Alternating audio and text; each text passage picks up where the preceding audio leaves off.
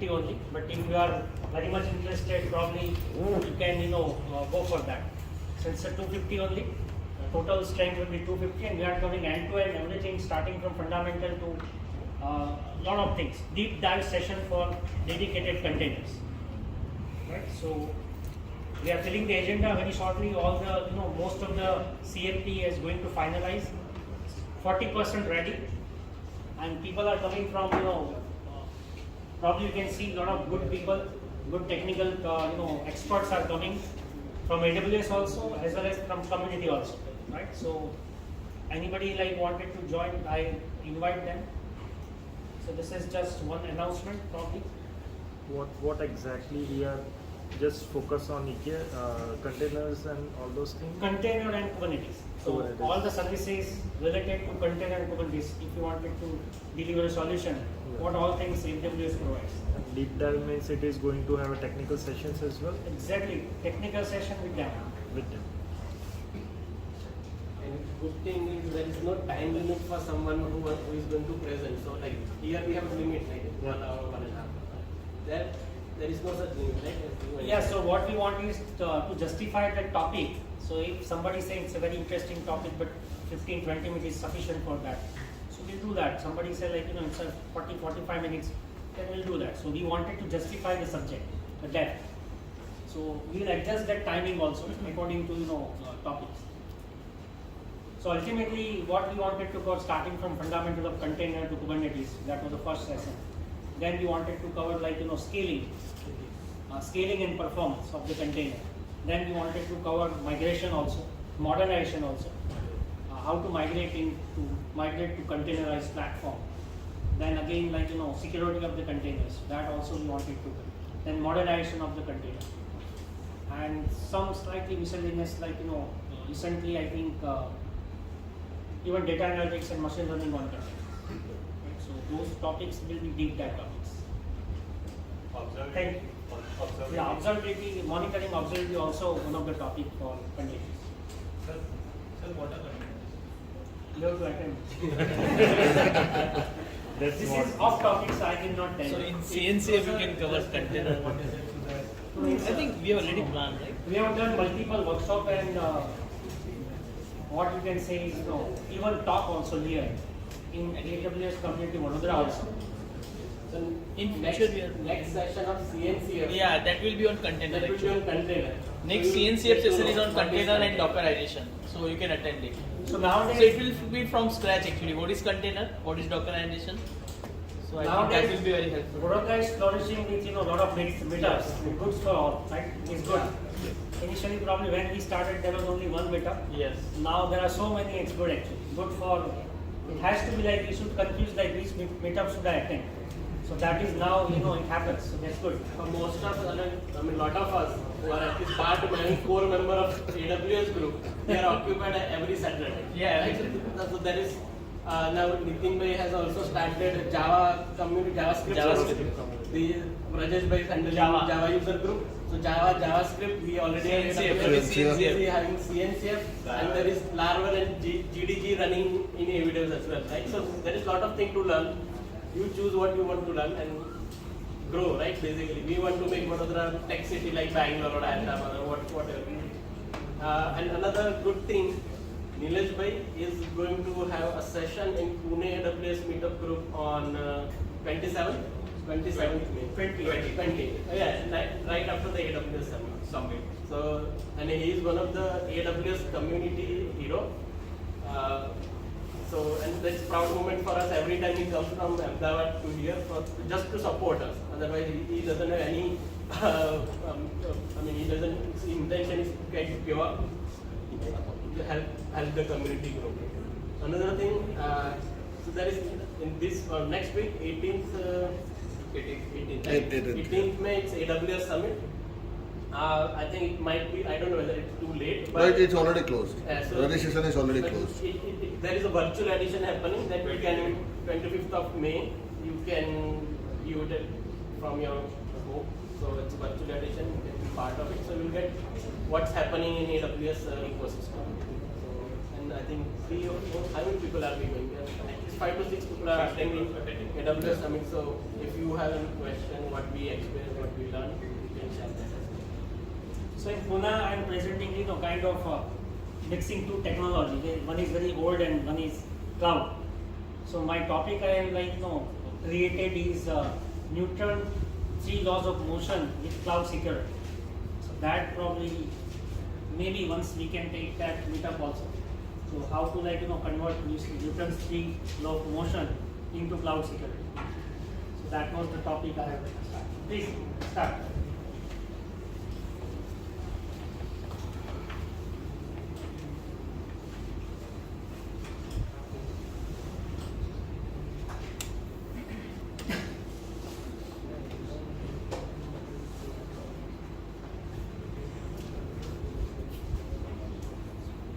Okay, so we will start with AWS for machine learning now.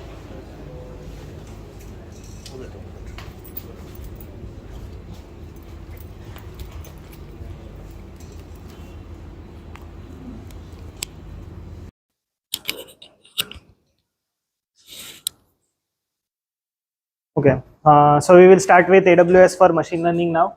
So whenever there is a machine learning problem, first of all we need to collect a lot of data. So there is a huge amount of data that is required. So if you are doing document classification, let's say if a document is a bank statement or a pay slip, if you are doing a financial document classifier, right? So if it is a credit report or something like that, you need a lot of samples in order to classify, right? So samples you can collect and put them in the AWS S3. So S3 is basically a storage system that AWS provides. So first of all, you need to have data collection. So you will need probably images of the every page, and in every page you will classify into the relevant document, right? So you'll collect all the images, you'll place them in the S3.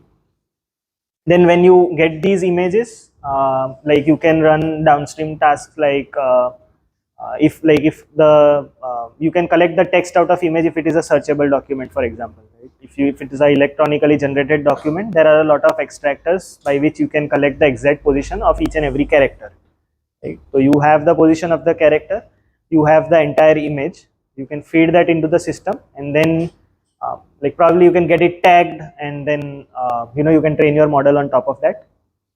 So data processing would involve resizing the images to a certain size that your model takes in as an input. So first you collect data, then you process that data, and once the data is processed, every image is needs to have a particular exact size that your model takes in as an input, right? So for some models it may be 224 cross 224, a 3-channel image maybe. Some models might take in a grayscale image as an input. So you need to do some post processing on top of your data, and then you give your data to the model. So once you have you can use a pre-trained model, or you can probably use you can train the entire model from scratch. So that comes under model training and tuning. Then you go for the model evaluation. So as we earlier discussed, there are a lot of evaluation metrics like precision, recall, F1 score, confusion metrics. So based on these metrics, you can make the decision whether you want to train the image, or how is your how is the performance of your model. So you may find out that it has become biased to some type of image. So if you have fed in a lot of bank statements, the model would predict the bank statements accurately, but it won't be able to predict any other supplementary document, right? So you need to random sample out of the data set that you have, so that it doesn't pick every time, it doesn't pick the bank statement. So let's say it picks bank statement with a 50% probability, right? So you have to do some kind of sampling. So that comes in the model training and tuning phase, right? So whenever you train the model, you take in the random sampled data so that your model doesn't become biased. There are a lot of other techniques you can use to derive the you can do feature engineering of the image, right? You can use algorithms like PCA to reduce the dimensionality, or maybe find the covariance of two images, and if they are very similar to each other, you can remove one of the images, right? So you can reduce the reduce the amount of images that you have in bank statements if you have a large number of images, right? So these all comes under like the feature engineering and all comes under data pre-processing, and sampling and all comes under model training. So you can sample your data before training, right? Then you can evaluate the model, and based on the evaluation you can make the decision whether to train your model again, or you want to go ahead with the deployment, right? So this depicts that diagram. Then you again carry out feature engineering based on the result. तो क्या result मिला है उसके basis पे you can use techniques and then retrain the model. Data augmentation is another part. When you are dealing with images, you have to, like, you don't have a lot of data, so you augment that image. You probably add blur in some portion of the image so that the model can learn relevant information. So like you blur out some data, you increase the size of some text part of the data, probably you change the dimension of the bounding box of the data, right? So every text is in a PDF. Let's say there is an electronic PDF. Each word in that PDF will have an associated bounding box, right? Inside this bounding box, I have encountered this text. So whenever you are training, you can change the size of that bounding box, right? So that is called as augmentation. You're changing the values inside the you're changing the position of the text, and you are telling the network to figure out which is the correct position, right? So you have to have some like some amount of incorrect data, so it can learn better. The model can learn better. So that is done under augmentation. And then you deploy, and this is the entire pipeline. So whenever any new data comes up, if you have the like a predefined amount or more than that in your like database, so like let's say you have 1,000 images coming in, right? So you have mentioned that after every set of 1,000 image, I'll retrain my model, right? So again the entire pipeline is repeated. You can either fine tune or you can retrain the entire model based on your requirement. So as I mentioned earlier, fine tuning is the process where you don't change the entire network in terms of weight. You just update a few weights or a few layers, and you fit in the new data that is coming up, right? So that is known as fine tuning. So yeah.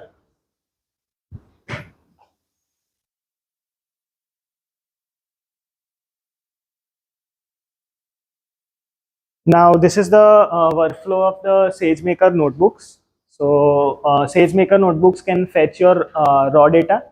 It can pre-process that data, and then you can dump that data in the another bucket. So that would be your training data, and then you can train the model on instances, and later on you can place this model so that every model has a mar file that is associated with it. So whenever you build any model, you have to, like, you cannot keep it with yourself, right? You need to put it in inference. You want people to use that model, right? So this model will be like, let's say .pt file or a mar file, which would contain all the weights in that model as well as the model pipeline. So whenever you load that model, you would be able to run it through inference, right? So you store those models in the S3 bucket, and then you probably deploy that model somewhere, and you'll be able to run data through that model. So this is one of the resources that you can learn from. So SageMaker has its resources. So we will look into that only. So this is a link wherein you can kickstart your journey with SageMaker. So all of the options are like mentioned here. So there are a lot of predefined algorithms like XGBoost, random forest, decision trees that you can use directly from SageMaker. You just have to feed in the data in the relevant format. So you have to remove the column headers of the data, and you have to place the label in the first column, and then you are good to go. You can straight away use this data in the SageMaker. As I mentioned earlier, it provides you the algorithms. You can directly use it, and you can get the predictions. You can train the model, and then you can get the prediction out of that using the data, right? So there are these, if you go ahead in the notebook section, the training sections, you can find these algorithms, right? So if we talk about unsupervised, there may be clustering, k-mean clusters, principal component analysis. So these are all the algorithms that it provides. So tabular data also has its own algorithms. So you can use them as per your requirements. And like if you want to get started, you can refer this documentation. So SageMaker features are also there.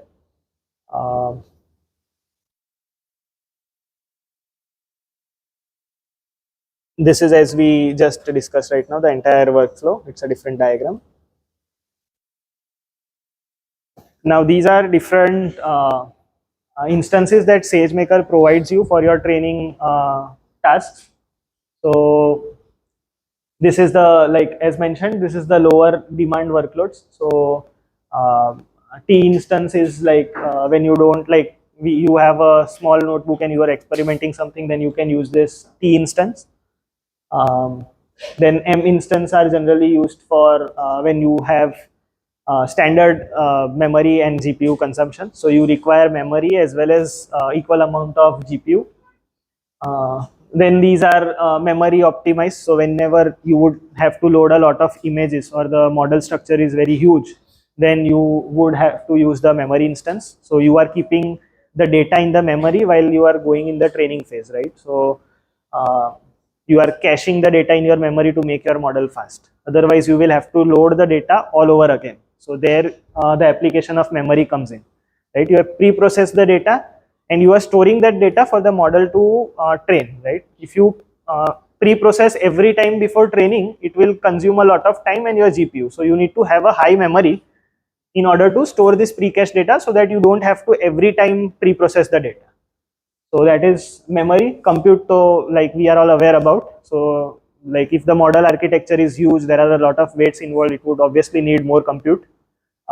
Like in order to update weights, and you know, if we want to execute a model in let's say if we are feeding 3 or 4 images at a time, then it would require a lot of memory. So we can synchronously feed in, let's say, 4 images into a model, like as much compute the instance allows. So if, let's say, if an instance like it has a T4 something, I think there is a GPU.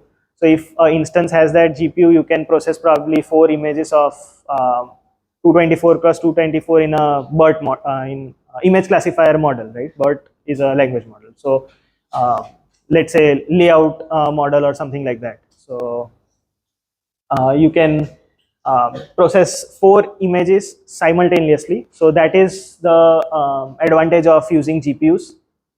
Your training time will be significantly reduced.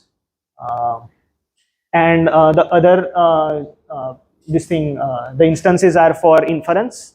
So for inference also you would need a GPU, because there can be a huge load. A lot of people are requesting on your model, right? So you will have to process all of the requests simultaneously. You will have to pick in, let's say, 10 images at a time and process all the images through your model and predict, right? So you will have to have a GPU or a memory in the inference instance as well. So these are the different types of instances that SageMaker provides. And this is the core structure of SageMaker. So you can use like any of them based on your requirement. So this is the fully automated structure wherein everything is provided by SageMaker. You just have to give it the data and it will give you the model, right? The entire pipeline will be set up by SageMaker. You can use your script as well. So like if you want to if you have created some script that uses, let's say, PyTorch as a framework, right? So PyTorch framework is supported in SageMaker, right? So you'll be able to place your script and straight away process your data, right? So these things will be abstracted by SageMaker. You won't have to install all the libraries and everything that will be provided to you. So if you have your custom script and you want to use a specific versions of the libraries, then you can do that as well. And the last option is the entire complete automation can be done using the SageMaker part. So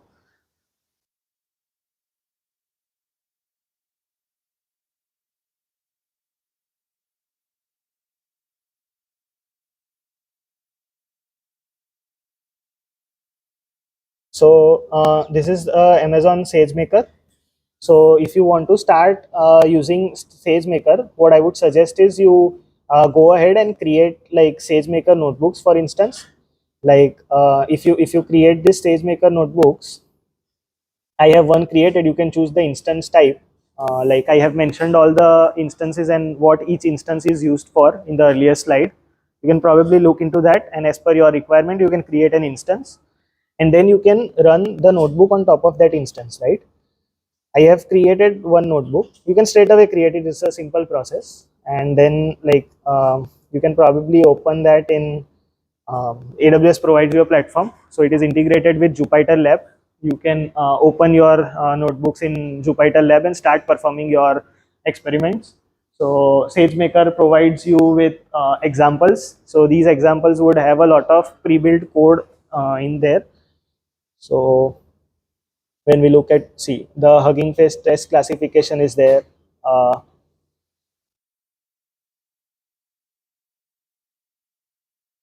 So these examples have a cost associated with that. So because they are providing you with a pre-built course, pre-built code, they'll have a cost associated with them. So if you use these notebooks in any form, you'll have to pay a cost for training your model and everything.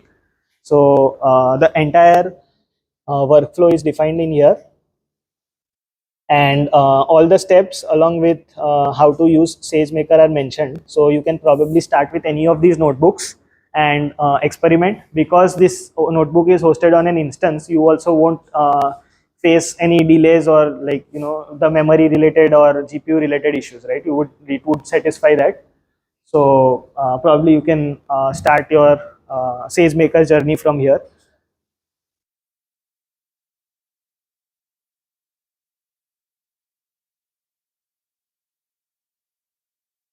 Yeah, there are a lot of different SageMaker notebooks here. So if you guys XGBoost related books, so these are the most frequently used algorithms in machine learning. So you can probably visit that and start your journey with SageMaker. I think we will create we'll do a hands-on workshop on SageMaker also, probably sometime in the future. So today we would not be doing that. We'll do it in some time in the future, and I would like to conclude the session here only. So thanks everyone, and if you guys have any doubts or something you would like to clear up, you are welcome. So is there any tutorial where I can see like what are the algorithms available in SageMaker and what is the purpose of those algorithms? So Business case wise, like. so there is no tutorial. I mentioned, I gave you a link. It is there in this.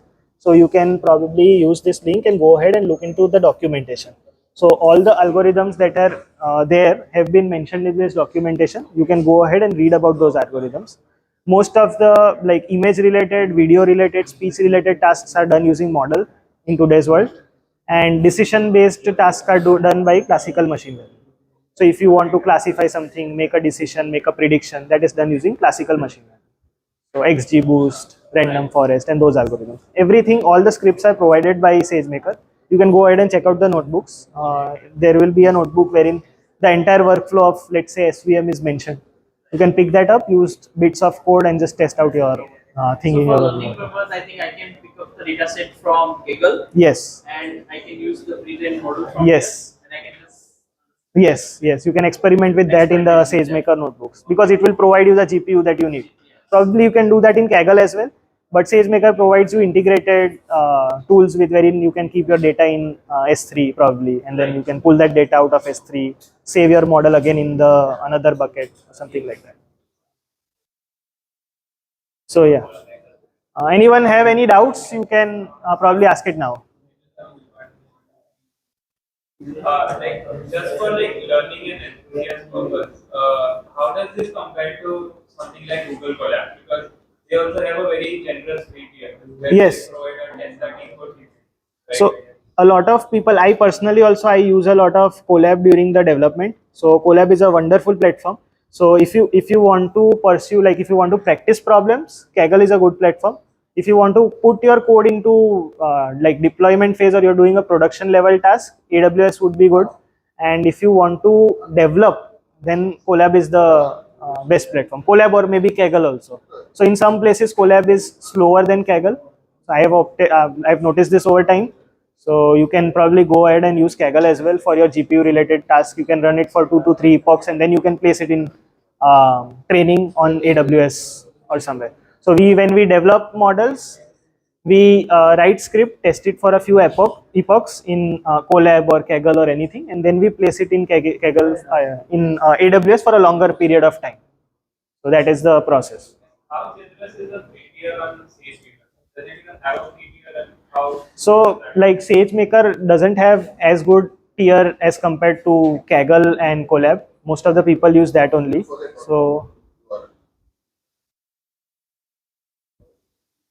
So like people don't use generally SageMaker for practice. It is just for the production purposes only. So when the companies want to like put their models on the like deployment front, they use SageMaker and these utilities.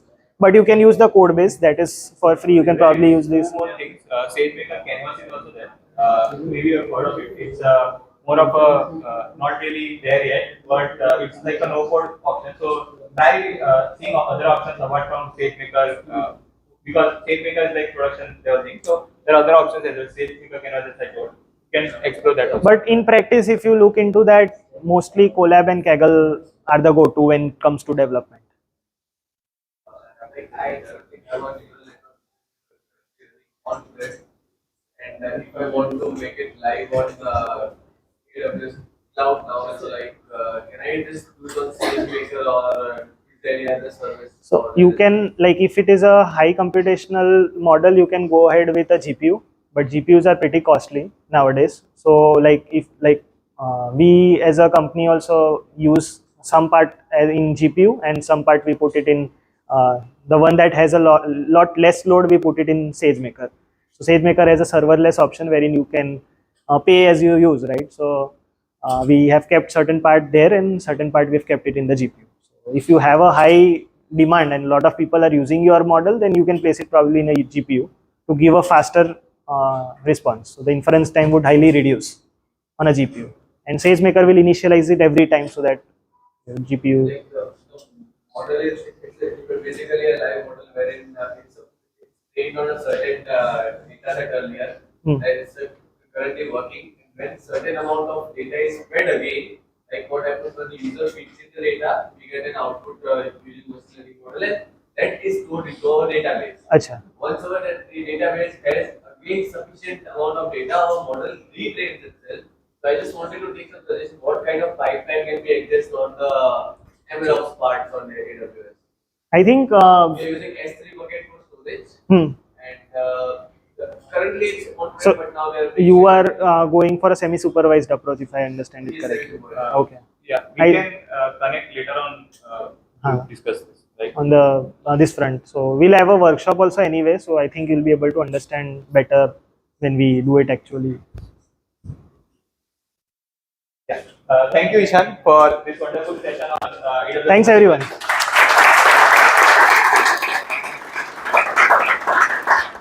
So,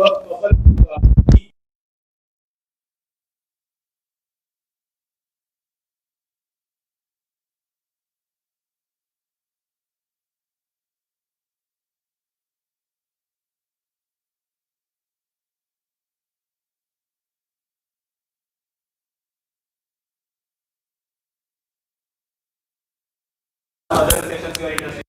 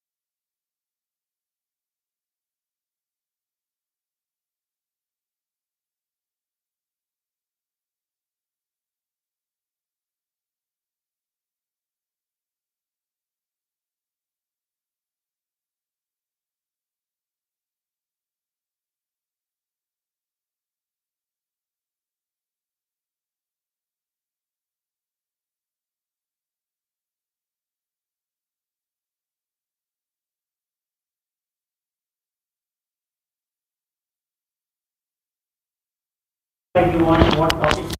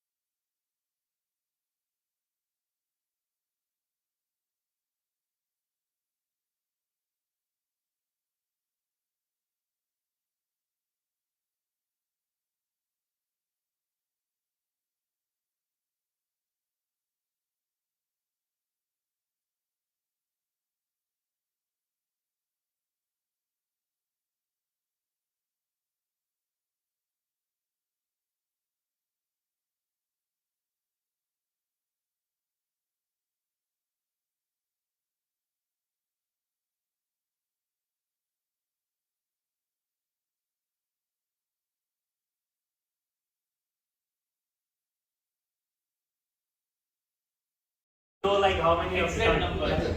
So as of now, we have a problem. How We would you cannot like give to you the get- welcome drink basically. Yeah. Pina colada. And I hope that next Saturday, I mean second Saturday of next month, you all will be coming again. Because we are now asking you to choose a topic. Yeah. And we'll choose a popular topic or suggestions that we got. So I hope Yeah. to see you again, basically. And time for snack. So we'll prepare the food and Yeah, you know, that yeah. problem. Just allow us maybe we'll confirm. Next one, sir.